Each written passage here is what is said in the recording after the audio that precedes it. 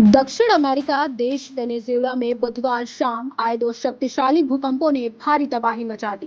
ताजा जानकारी के अनुसार अब तक कम से कम 32 लोगों की मौत हो चुकी है, जबकि सैकड़ों लोग घायल बताए जा रहे हैं।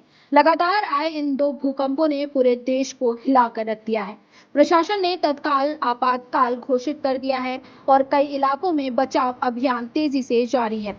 बताया जा रहा है कि भूकंप के झटकों के बाद राजधानी कराकास सहित कई शहरों में लोग अपने घरों से बाहर निकल आए और सड़कों पर अफरा तफरी का माहौल बन गया। अमेरिकी भूवैज्ञानिक सर्वेक्षण संस्था यूनाइटेड स्टेट्स जियोलॉजिकल सर्वे के अनुसार पहला भूकंप 7.1 तीव्रता का था। इसका केंद्र पश्चिम में मोरोन क्षेत्र के पास बताया गया है, जो राजधानी कराकास से लगभग 168 किलोमीटर दूर स्थित है। इसकी गहराई लगभग 13 किलोमीटर दर्ज की गई। इसके कुछ ही मिनट बाद दूसरा और भी शक्तिशाली भूकंप 7.5 तीव्रता का आया, जिसका केंद्र मोरोन से करीब 16 किलोमीटर दक्षिण पश्चिम में और गहराई लगभग 10 किलोमीटर थी।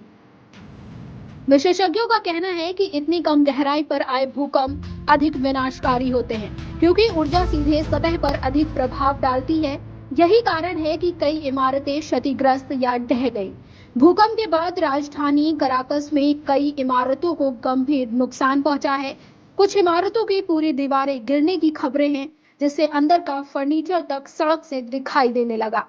भूकंप के तुरंत बाद एयरपोर्ट को अस्थायी रूप से बंद कर दिया गया, ताकि किसी भी संभावित दुर्घटना से बचा जा सके। कई जगहों पर बिजली और संचार सेवाएं भी बाधित हुई हैं। सरकार ने पूरे प्रभावित क्षेत्र में आपातकाल घोषित कर दिया है और राहत एवं बचाव दलों को तेजी से सक्रिय किया गया है। लोगों को सुरक्षित स्थानों पर ले जाने का काम जारी है, जबकि कई इलाकों में अभी भी मलबे में फंसे लोगों की तलाश की जा रही है। दो बड़े भूकंपों के बाद लगभग 1 दर्जन से अधिक आफ्टर शॉक्स ने हालत को और गंभीर बना दिया है। लगातार झटकों के कारण लोगों में दहशत का माहौल बना हुआ है और कई परिवार खुले स्थानों में रात बिताने को मजबूर है। भूकंप के बाद कैरिबियन क्षेत्र के कुछ हिस्सों, खासकर प्यूर्टो रिको और वर्जिन आइलैंड्स में सुनामी अलर्ट जारी किया गया है। हालांकि अधिकारियों ने कहा कि स्थिति पर लगातार निगरानी रखी जा रही है और जरूरी होने पर ही निकासी के निर्देश दिए जाएंगे। विशेषज्ञों का मानना है कि समुद्र के भीतर आए भूकंपों के बाद ऐसे अलर्ट एहतियात के तौर पर जारी किए जाते हैं, ताकि किसी भी संभावित खतरे से बचा जा सके। इसी बीच एशिया में भी भूकंपीय गतिविधि दर्ज की गई है। जापान के उत्तरी क्षेत्र में 7 तीव्रता का भूकंप आया, जिससे कई इलाकों में झटके महसूस किए गए।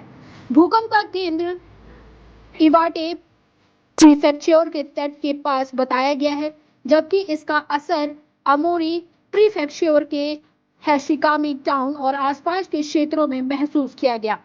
इस घटना के बाद स्थानीय प्रशासन और आपदा प्रबंधन एजेंसियां तुरंत सक्रिय हो गईं। लोगों को सतर्क रहने और सुरक्षित स्थानों पर रहने की सलाह दी गई है। जापान सरकार की ओर से स्थिति पर लगातार नजर रखी जा रही है। जापान की प्रधानमंत्री सनाई तकाइशी ने नागरिकों से अपील की है कि वो सतर्क रहें और प्रशासन द्वारा जारी निर्देशों का पालन करें। हालांकि राहत की बात यह है कि अधिकारियों ने स्पष्ट किया है कि इस भूकंप के बाद सुनामी की कोई आशंका नहीं है। फिर भी तटीय क्षेत्रों में निगरानी बढ़ा दी गई है। सरकार ने सभी संबंधित एजेंसियों को निर्देश दिया है कि वो समय पर और सटीक जानकारी जनता तक पहुंचाए, ताकि किसी भी तरह की अफवाह या भ्रम की स्थिति न बन पाए। एक ही समय में दक्षिण अमेरिका और एशिया में आए इन भूकंपों ने वैश्विक चिंता बढ़ा दी है। एक ओर वेनेजुएला में राहत और बचाव अभियान युद्ध स्तर पर चल रहा है, वहीं दूसरी ओर जापान में भी स्थिति पर कड़ी नजर रखी जा रही है। विशेषज्ञों का कहना है कि इस तरह की घटनाएं हमें ये याद दिलाती हैं कि भूकंपीय क्षेत्रों में जीवन कितना संवेदनशील है और आपदा प्रबंधन कितना महत्वपूर्ण है। फिलहाल दोनों देशों में राहत कार्य जारी है और जैसे जैसे हालात सामान्य होंगे और अपडेट सामने आते रहेंगे। Bureau report 4 TV news.